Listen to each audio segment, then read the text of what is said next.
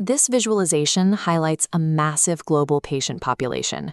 By 2025, an estimated 322 million men will face erectile dysfunction.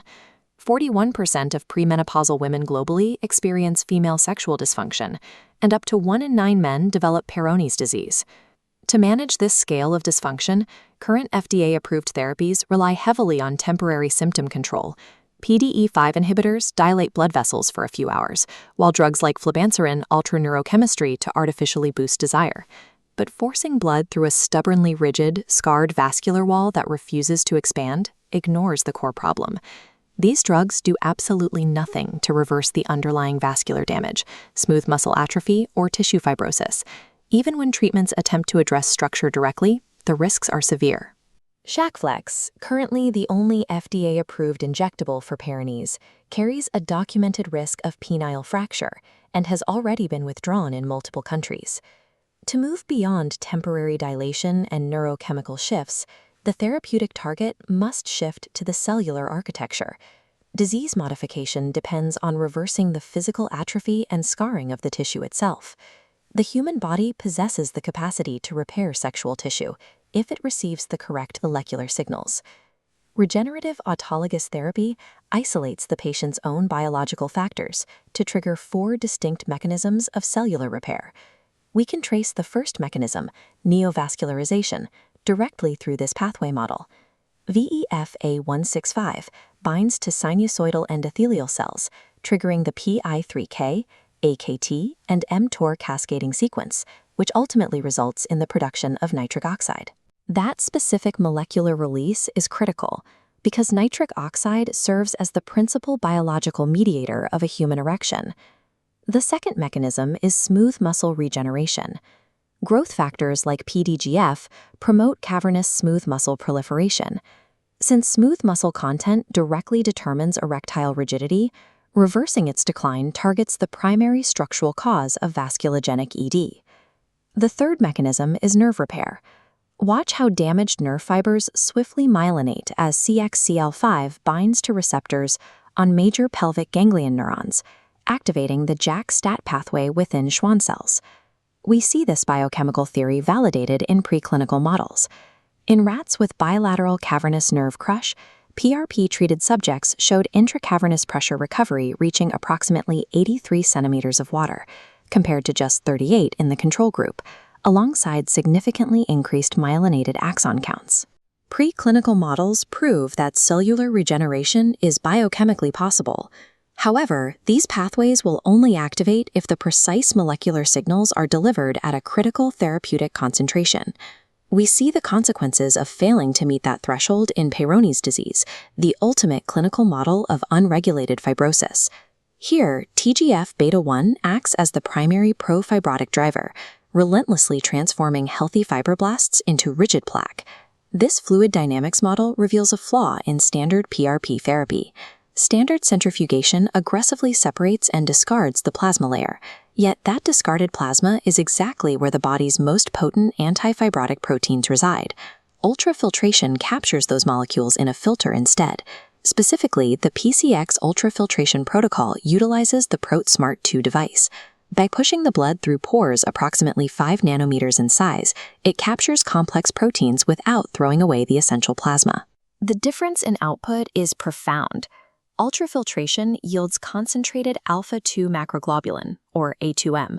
This provides vital protease inhibition, physically trapping the MMPs that perpetuate the fibrotic cycle in Peyronie's plaque.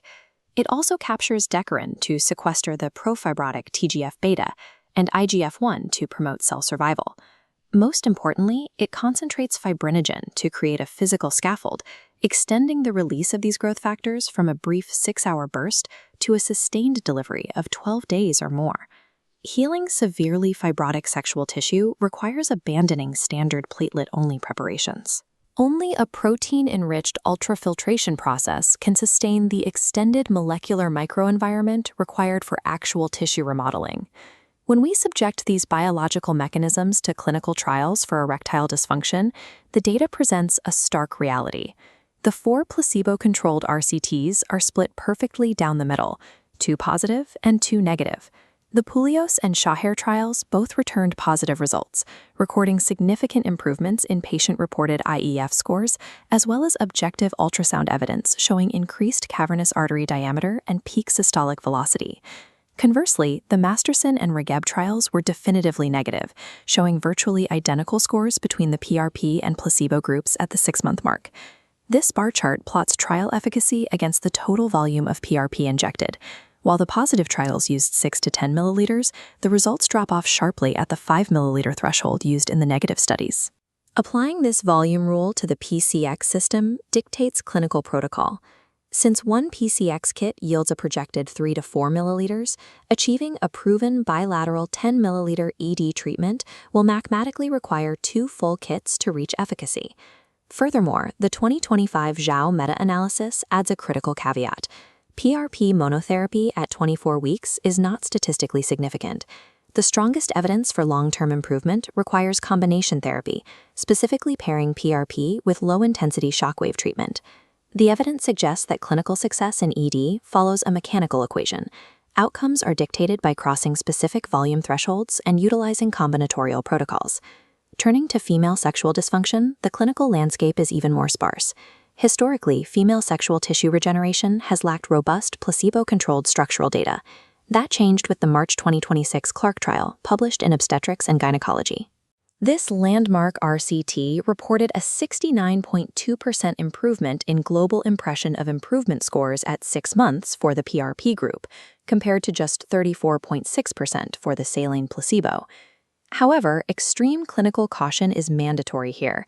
This is only a single-center, single-blind pilot study with a small sample size, and the individual subscales did not reach statistical significance against the control. Despite the limitations, specific applications hold promise. For breast cancer survivors suffering from genitourinary syndrome, recent data shows a 90% increase in vaginal caliber, providing a vital, non-hormonal treatment option for patients who cannot use estrogen. A similar cautious optimism applies to Peyronie's disease. Across roughly a dozen positive studies, combining intralesional injections with multiple tunneling passes and vacuum therapy consistently yields an approximate 45% correction in curvature.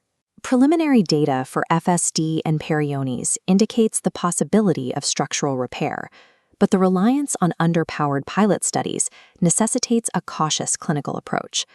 This brings us to the divide between aesthetic clinic marketing and rigorous medical science.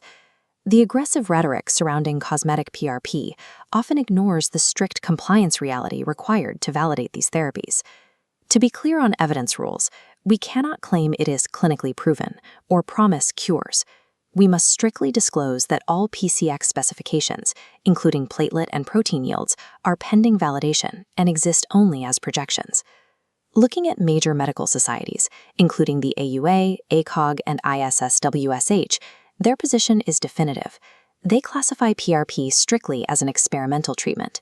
It is not FDA approved, and clinical guidelines dictate its use must be reserved exclusively for clinical trials or IRB-approved protocols. Despite this experimental status, the underlying biology remains theoretically sound. It is a physiological fact that ultrafiltration captures the exact antifibrotic proteins, like A2M, and angiogenic growth factors, like IGF-1, required to fight structural tissue decay.